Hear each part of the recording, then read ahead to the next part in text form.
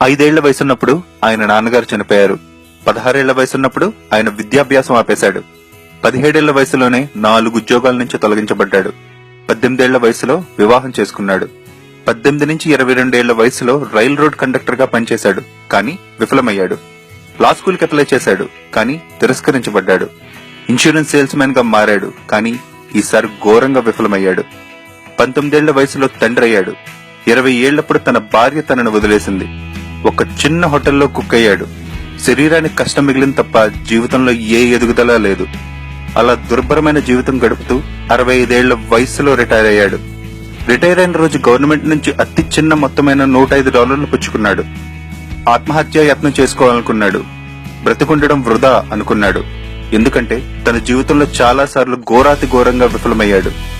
ఒక చెట్టు కింద కూర్చుని తన వీలునామా రాయడం మొదలుపెట్టాడు. కానీ తన జీవితంలో ఏవేం సాధించి ఉంటే బాగుండేదో ఒక చిట్టా తయారు చేశాడు. మిగిలిన అందరితో పోలిస్తే తను ఒక్క విషయంలో చాలా రాణించగలను అనుకున్నాడు. అదేంటంటే వంట చేయడం. తన దగ్గరున్న అతి చిన్న మొత్తంతో చికెన్ కొని దాన్ని తన రెసిపీతో ఫ్రై చేశాడు. ఇంటింటికి వెళ్లి అమ్మడం మొదలుపెట్టాడు. 65 ఏళ్ల వయసులో సూసైడ్ చేసుకోవాలనుకున్న తను 88 ఏళ్ల వయసు వచ్చేటప్పటికి KFC సంస్థకి అధిపతిగా $100 కోట్ల గడించాడు. మన జీవితంలో ఏదన్నా సాధించాలంటే వయస్సు ఎప్పటికీ అడ్డు కాదు, అది ఒక్క సంఖ్య మాత్రమే.